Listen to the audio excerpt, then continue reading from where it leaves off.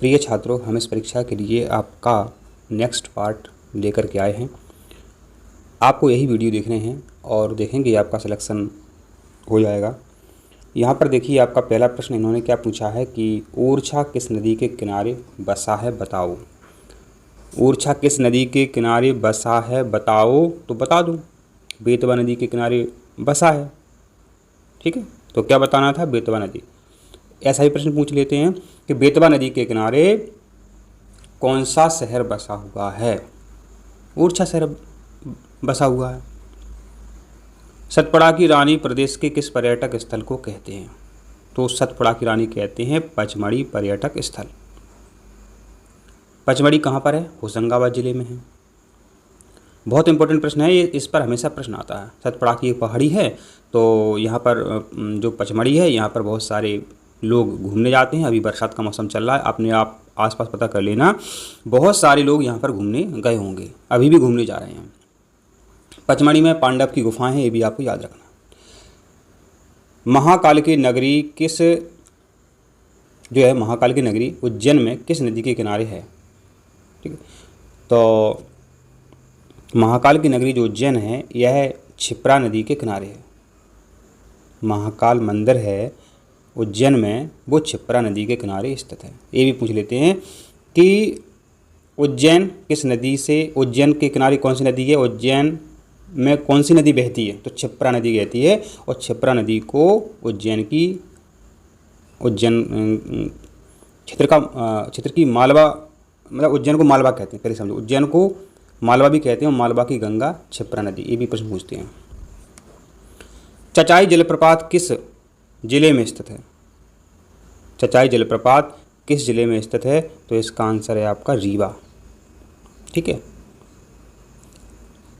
सोन नदी का प्राचीन नाम क्या है, सोनभद्र। माधव राष्ट्रीय उद्यान किस जिले में है, शिवपुरी में। देखिए मेरे बच्चों, जो हम वीडियो दे रहे हैं उनसे ही पेपर में प्रश्न बनेगा। हीरामन बाबा का मेला किस जिले में आयोजित होता है, तो ये ग्वालियर जिले में आयोजित होता है। हीरामन बाबा का मेला कहाँ आयोजित होता है, तो यह ग्वालियर जिले में आयोजित होता है। नरवर का किला किस जिले में स्थित है। नरवर का किला शिवपुरी जिले में स्थित है। विदिशा का प्राचीन नाम क्या है, विद्यावती। विदिशा का प्राचीन नाम क्या है, विद्यावती।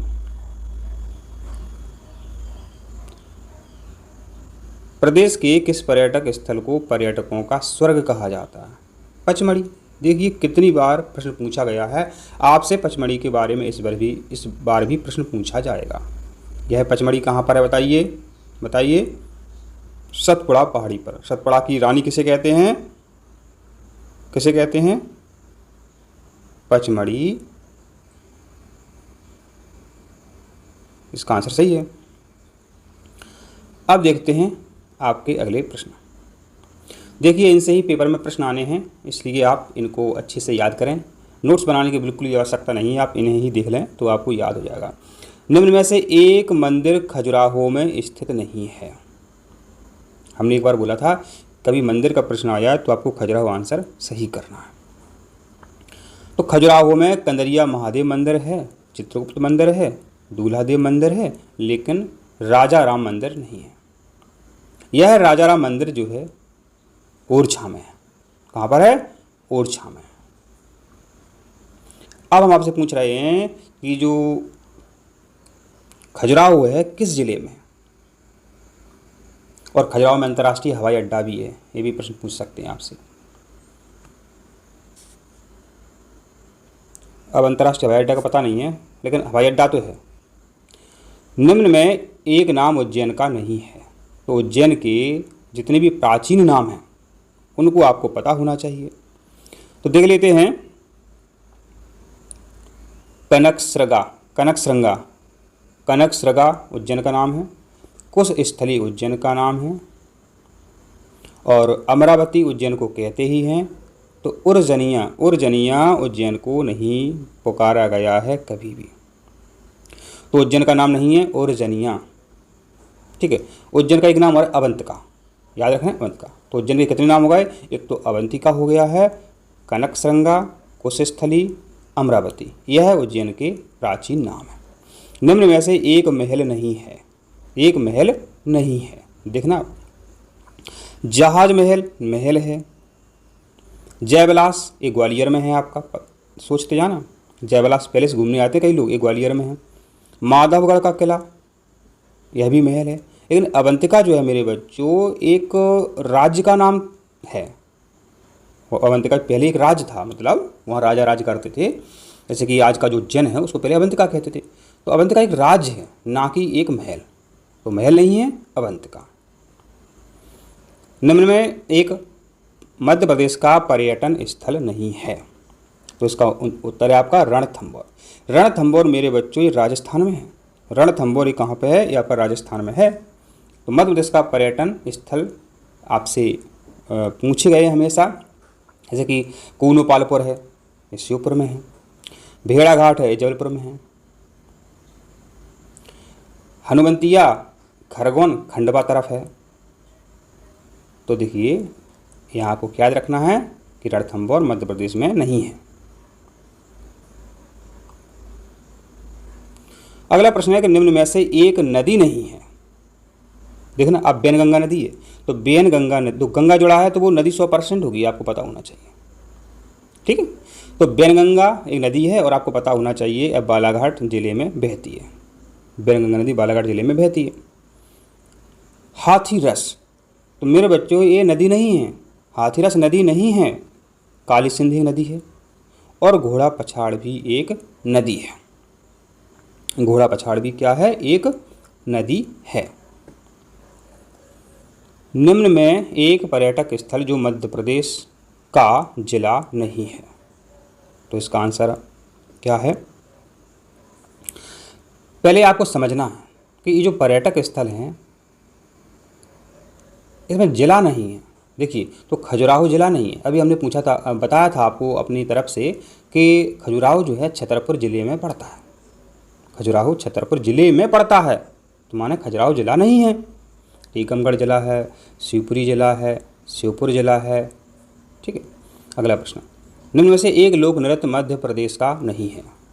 भगोरिया ये झाबुआ में होता है, मध्य प्रदेश का, झाबुआ मध्य प्रदेश में। राई बुंदेलखंड में होता है, ये अपना मध्य प्रदेश का है। अब आपका कन्फ्यूजन होगा सा और दा में। ठीक, तो अहीर ये भी अपने मध्य प्रदेश का है, लावड़ी अपने मध्य प्रदेश का नहीं, क्योंकि ये महाराष्ट्र का है लावड़ी। अगला प्रश्न है कि निम्न में एक जलप्रपात नहीं है। देखिए यहाँ पर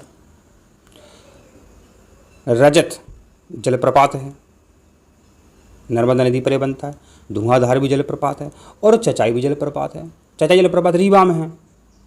धुआंधार जलप्रपात ये जबलपुर क्षेत्र में पड़ता है।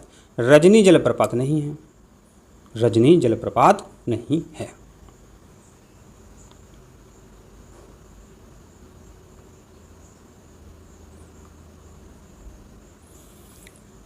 अगला प्रश्न है कि निम्न में से एक साड़ी का नाम नहीं है।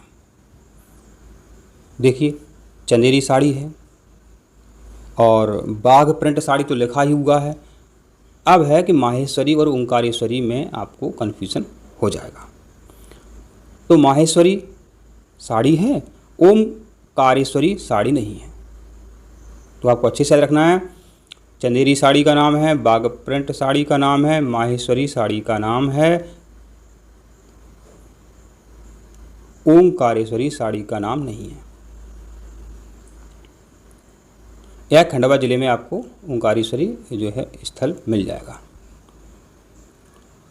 निम्न में से एक पर्यटक स्थल में राष्ट्रीय उद्यान नहीं है। अब देखिए, ऐसे प्रश्न जो हैं थोड़े कठिन हो जाते हैं यदि आपको राष्ट्रीय उद्यानों के बारे में पता नहीं है। ठीक है, कैसे कठिन हो जाते हैं? मंडला जिला है, इसमें कान्हा किसली राष्ट्रीय उद्यान है। शिवपुरी में माधव राष्ट्रीय उद्यान है। ठीक है, लेकिन जो सतना जिला है इसमें राष्ट्रीय उद्यान नहीं है। सतना में राष्ट्रीय उद्यान नहीं है।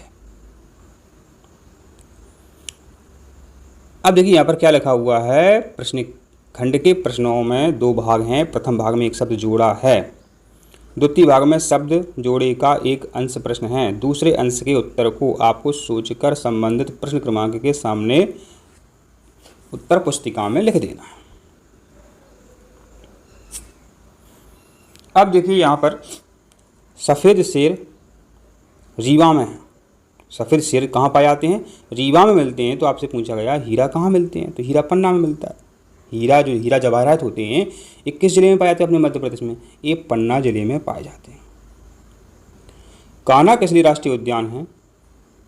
राष्ट्रीय पार्क है। ठीक है। इसी प्रकार जो गिन्नौरगढ़ है ये क्या है? एक गिन्नौरगढ़ किला है मेरे बच्चों। एक गिन्नौरगढ़ क्या है? एक गिन्नौरगढ़ किला है। यहाँ किला लिखना है। रानी दुर्गावती जबलपुर, माने रानी दुर्गावती क्या है? ये संग्रहालय है। ये कहाँ पे है? जबलपुर में है।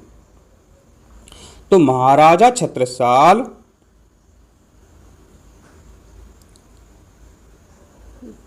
कहाँ से संबंधित हैं? महाराजा छत्रसाल छतरपुर से संबंधित हैं। महाराजा छत्रसाल की छत्री आदि कहाँ पे है? छतरपुर में। तो यहाँ आपको क्या लिखना है? छतरपुर। छतरपुर से ही छत्रसाल का ये नाम मिला है। अब जहाज महल है। तो अभी आया था कि कौन महल नहीं है, ये पूछा था अभी। तो जहाज महल है। जहाज महल ये मांडू में है। तो जयविलास पैलेस कहाँ है बताइए? जयविलास पैलेस आपका ग्वालियर में है। हम आपको जो समझा रहे हैं देखिए उनसे पूरे सारे प्रश्न बन रहे हैं आपके। धूपगढ़ पचमढ़ी में है।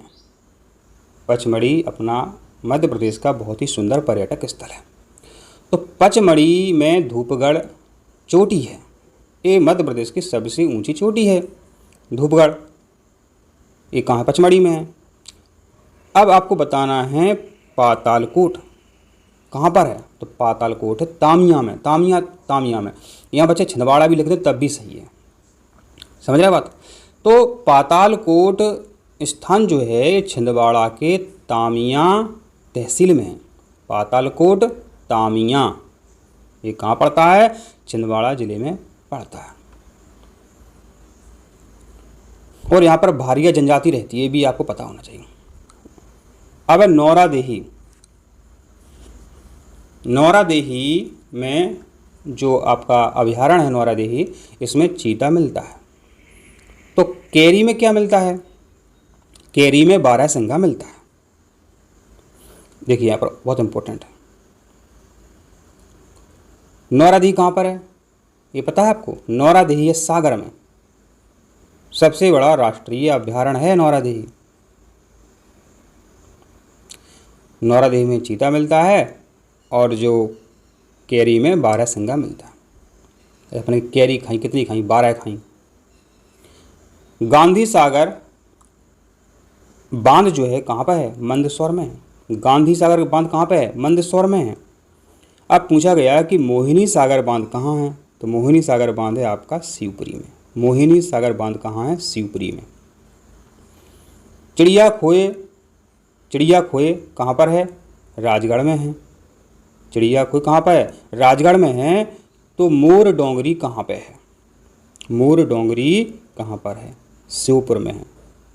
इसी प्रकार एक और है कूनोपालपुर कहाँ है? शिवपुर में है। मोर डोंगरी कहाँ है? शिवपुर। कूनोपालपुर कहाँ है? शिवपुर। आपको पता होना चाहिए शिवपुर में अभी हाल में ही विदेश से जो चीता लाए थे उनको पाला गया है। कौन पालेगा? श्योर है, इसमें दम होगी। तो कूनोपालपुर कहाँ है? शिवपुर में है। तिघरा जलाशय या तिघरा बांध कहाँ पे है? ग्वालियर में है। जो ग्वालियर के बच्चे उन्हें पता होगा। तिघरा बांध ग्वालियर में है। अब बताना है कि कालियासोत बांध कहाँ पे है? कालियासोत बांध कहाँ पे है? तो ये भोपाल में है। कालियासोत बांध कहाँ पे है? भोपाल में है। और भोपाल के जो लोग हैं उनको पानी की जो आपूर्ति होती है, तो यहाँ समझो ग्वालियर में जो पानी आता है मेरे बच्चों पीने के लिए, नहाने के लिए, वो तिघरा जलाशय से आता है। भोपाल में पानी कहाँ से आता है? कालियासोत से आता है। भोपाल के लोग हैं वो समझ रहे होंगे, भोपाल के बच्चे वो समझ रहे होंगे इस बात को। जो ग्वालियर के हैं वो ग्वालियर के इसको समझ रहे होंगे। मैकल सुता नर्मदा। नर्मदा का एक नाम मैकल सुता भी है। मैकल सुता का नाम क्या है? एक नर्मदा है। और नर्मदा को मध्य प्रदेश की जीवन रेखा भी कहते हैं। मैकल पहाड़ी से निकलती है, इसलिए नर्मदा को मैकल सुता भी कहते हैं, माने मैकल पुत्री। इसी प्रकार बेत्रवती किसका नाम है? बेत्रवती नाम बेतवा का है। देखो मिलता जुलता नाम है, बेत्रवती का नाम बताना था तो बेतवा। तो मेरे बच्चों, आप हमारे यदि सभी पाठ देखेंगे तो आपको और भी कहीं भी नोट्स देखने की आवश्यकता नहीं पड़ेगी। आपके सभी क्वेश्चन जो है यहीं से आपको मिल जाएंगे। अब देखिए यहाँ पर समझते हैं, 81वां प्रश्न देखते हैं। मध्य प्रदेश में मूर्तियों का नगर कहलाता है। सम्राट अशोक यहाँ के राज्यपाल रहे। विक्रमादित्य की राजधानी, जहाँ शिव के 12 ज्योतिर्लिंगों में एक है, यह पर्यटक स्थल है उज्जैन। कितना सरल था ये उज्जैन। अब यहाँ इस आप बच्चों को को आपको कई बार पढ़ना है, क्योंकि इसमें आपके कई प्रश्न के आंसर और कई प्रश्न छिपे हुए हैं। मूर्तियों का नगर उज्जैन। सम्राट अशोक कहाँ के राज्यपाल रहे हैं? उज्जैन के, माने अवंतिका के। विक्रमादित्य की राजधानी कहाँ थी? उज्जैन में थी। शिव के 12 ज्योतिर्लिंगों में से एक है महाकालेश्वर, पता है उज्जैन में है। तो यह पर्यटक स्थल है उज्जैन। अगला देखते हैं। इस नगर को मुगल बादशाह शाहजहां ने स्थापित किया। चिल्लर नदी के किनारे इस नगर का प्राचीन नाम खानड़ी खेड़ा है। यहाँ मुल्ला शमसुद्दीन का मकबरा है। यह पर्यटक स्थल है। तो देखिए, ये जो आपका 82वां प्रश्न है, ये थोड़ा सा आपको समझ में नहीं आ रहा होगा, लेकिन समझो। यदि आपको जिलों के नाम पता है, इस नगर को मुगल बादशाह शाहजहां ने स्थापित किया था। शाहजहां ने बसाया था शाहजहाँपुर। शाहजहां ने क्या बसाया था? शाहजहाँपुर। चिल्लर नदी के किनारे है शाहजहाँपुर। शाहजहाँपुर का प्राचीन नाम है खानड़ी खेड़ा। शाहजहाँपुर में किसका मकबरा है? मुल्ला शमसुद्दीन का। यह पर्यटन स्थल शाहजहाँपुर में है। अगला देखते हैं 83वां प्रश्न। इस पर्यटक स्थल में बेगम मुमताज महल की कब्र, शहजादा परवेज का मकबरा, दौलत खां लोधी का मकबरा, यहाँ असीरगढ़ का किला है। यह पर्यटक स्थल। देखिए, एक इंपॉर्टेंट प्रश्न था यहाँ पे कि असीरगढ़ का किला कहाँ पे है। ये आप जब आप नोट्स देखेंगे या किसी सर के वीडियो देखेंगे, हमारे देखेंगे, तो ये प्रश्न 100% आपको बताएंगे सब लोग कि असीरगढ़ का किला जो है बुरहानपुर में है। तो ये भले ही आपको पता ना हो, लेकिन यहाँ से आंसर आप निकाल सकते हैं। तो असीरगढ़ का किला कहाँ पे है? बुरहानपुर में है। ठीक। अब देखिए दोबारा से, इस पर्यटक स्थल में बेगम मुमताज महल की कब्र है बुरहानपुर, कब्र शहजादा परवेज का मकबरा, दौलत खां लोधी का मकबरा बुरहानपुर, असीरगढ़ का किला बुरहानपुर, यह पर्यटक स्थल बुरहानपुर में है। अगला देखते हैं 84वां प्रश्न क्या है। मध्य प्रदेश का सर्वाधिक अनुसूचित जनजाति वाला जिला जहां कड़कनाथ प्रजाति का मुर्गा मिलता है, पता है आपको? झाबुआ में। माही कंचन किस्म का मक्का प्रसिद्ध है, झाबुआ। भगोरिया त्यौहार एवं मेला की यह पहचान है। यह पर्यटक स्थल। देखिए, जब आपको ओटी टाइप के प्रश्न करवाते हैं तो हमने 100% आपको बताया कई बार कि भगोरिया त्यौहार कहाँ पर आयोजित होता है। भगोरिया झाबुआ में आयोजित होता है। तो यहाँ से यह भले ही आपको ना पता हो, लेकिन यहाँ से आप आंसर निकाल सकते हैं कि भगोरिया, तो यहाँ क्या आएगा आपका? झाबुआ। अगला प्रश्न, इस पर्यटन स्थल में पातालकोट की भारिया, देखिए ऊपर भारिया नहीं लिखा था, तो हमने अपने मन से बताया, तो हमें पता है कि किसमें क्या पूछा था। इस पर्यटन स्थल में पातालकोट की भारिया एवं कोरकू जनजाति निवासरत है। पेंच राष्ट्रीय उद्यान का कुछ क्षेत्र, ठीक है, तो देख लेते हैं। यह पर्यटन, तो आपको देखो, यदि समझो बात मेरे बच्चों, यदि आप पूरा प्रश्न पढ़ेंगे तो बहुत टाइम लगेगा। जब यही बात खत्म हो गई कि सर ने बोला था कि भारिया जनजाति रहती है, कहाँ रहती है? छिंदवाड़ा में रहती है। तो यहाँ क्या लिखना है आपको? छिंदवाड़ा लिखना है। अब 86वां आपका जो प्रश्न है, अब इतना पढ़ने की आवश्यकता नहीं। हमने अभी बोला था, देखो नौरादी कहाँ है? सागर में बोला था, लेकिन यहाँ प्रश्न में कहीं आया नौरादी सागर नहीं आया। तो हमें पता है कि इम्पोर्टेंट क्या है, वो वही पूछेंगे जो हम आपको यहाँ बता रहे हैं।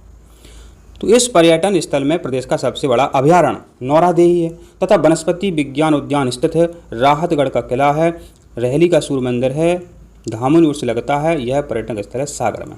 सागर, ठीक है। देखो कितने प्रश्न बनते हैं। यह भी हमने आपको बताया कि धामुनी उर्स कहाँ लगता है? सागर में लगता है। नौरादी कहाँ है? सागर में। नौरा कहाँ रहता है? सागर में रहता है। भालू कहाँ रहता है? सागर में रहता है। हमने बताया कि भालू रहता है सागर में, ठीक है। तो हमने जो आपको यहाँ से बताया, तो जो हम आपको बता रहे हैं मेरे बच्चों, इनसे आपका पेपर में 100% प्रश्न बन जाएंगे। अगला प्रश्न है 87वां। अब 87वां प्रश्न क्या पढ़ना जरूरी है? हीरा उत्पादित स्थल, जैसे आंवला जिला घोषित किया, भैया यहाँ क्या आ जाएगा? पन्ना आ जाएगा। तो हीरा कहाँ मिलता है? पन्ना में। आंवला जिला पन्ना, ठीक है। अगला प्रश्न है 88वां। तो 88वां देख लेते हैं। इसका प्राचीन नाम दिलीप नगर है।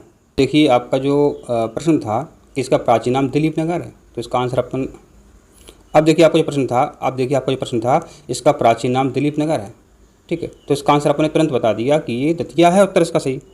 इस तरीके से आपको मेरे बच्चों आंसर सोचना है।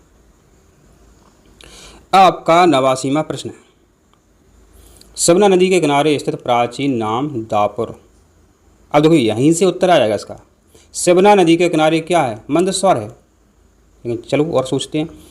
प्राचीन नाम दापर है, मंदसौर का। पशुपतिनाथ का मंदिर कहाँ पे है? मंदसौर में है। यशोधर्मन अभिलेख कहाँ है? मंदसौर में है। इंद्रगढ़ पुरातत्व स्थल कहाँ है? मंदसौर में। रावण पत्नी मंदोदरी का जन्म स्थल है मंदसौर में। तो देखिए यहाँ से उत्तर आ जाएगा मंदोदरी, मंदसौर। रावण की पूजा होती है यहाँ पर। यह पर्यटक स्थल है मंदसौर में। यहाँ मंदसौर आपका आ जाएगा। इसका नामकरण भारत के प्रथम राष्ट्रपति द्वारा, जिसका प्राचीन नाम भेलसा या बेशनगर था। तो भेलसा या बेशनगर जो था विदिशा का प्राचीन नाम था। और देखते हैं उदयगिरी की गुफाएं। यहाँ से उत्तर देखिए आपका आ जाएगा, क्योंकि आपको पता है उदयगिरी की गुफाएं कहाँ हैं? विदिशा में है। तो यह पर्यटक स्थल है विदिशा में।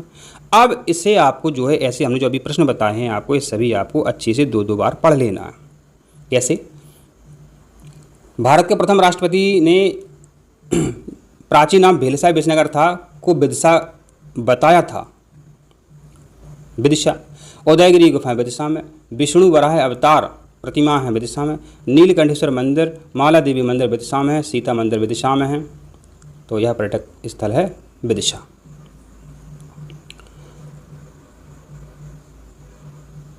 अब देखिए यहाँ क्या करना पड़ेगा मेरे बच्चों, आपके आगे जो प्रश्न हैं, इस खंड के अंतर्गत दिए गए गद्यांश के प्रश्नों को ध्यान से पढ़ें आप। प्रश्न क्रमांक 91 से 100 तक के उत्तर इसी गद्यांश से संबंधित हैं। इसके उत्तर छांटकर प्रश्न क्रमांक के सामने उत्तर पुस्तिका में लिखना। अब देखिए इस तरीके का गद्यांश जो है आपको मिलेगा, इसी में पूरा सारा जो है उत्तर आपको मिल जाएगा, ठीक है। ये बहुत अच्छी इसमें कहानी भी आपको मिल जाएगी, ठीक है। अब चलो सीधे अपन इनके आंसर देखते हैं। नर्मदा नदी को पर्वत हिमालय से वरिष्ठ माना गया है।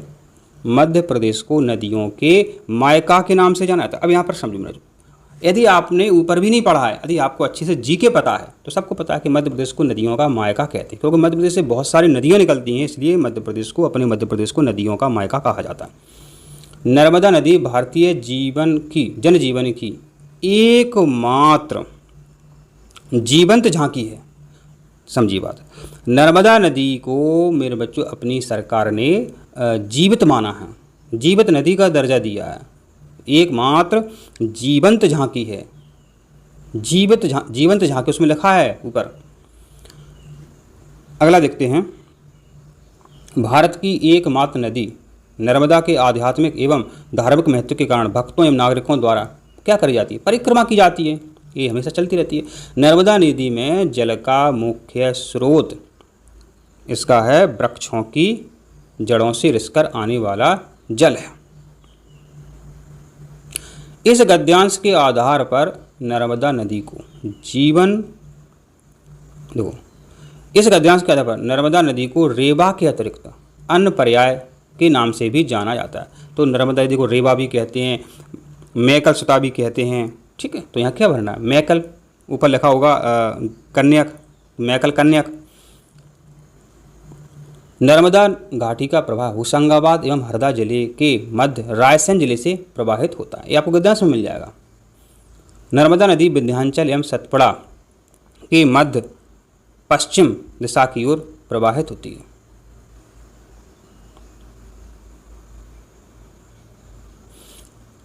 अगला प्रश्न है, नर्मदा नदी विंध्याचल एवं सतपुड़ा के मध्य रायसेन। अगला प्रश्न है, नर्मदा नदी विंध्याचल एवं सतपुड़ा के मध्य पश्चिम दिशा की ओर प्रवाहित होती है। आपको पता है नर्मदा नदी जो है पूरब से निकलती है और पश्चिम की ओर बहती है। ये तो जग जाहिर है, आपको पता भी ये होना चाहिए यहाँ तो। बरमान घाट नरसिंहपुर जिले में स्थित है। तो बरमान घाट कहाँ पे है? बरमान घाट एक मेला भी लगता है। तो बरमान घाट कहाँ पे है? नरसिंहपुर जिले में। अगला प्रश्न है, लास्ट प्रश्न है, होशंगाबाद में नर्मदा नदी किनारे स्थित प्रसिद्ध घाट का नाम है सेठानी घाट। होशंगाबाद में नर्मदा नदी किनारे घाट का नाम बताना था सेठानी घाट। तो मेरे बच्चों, आशा करते हैं आपको इस सेकंड पार्ट भी समझ में आया है। इसी तरह सभी पार्ट देखने के लिए आप चैनल को सब्सक्राइब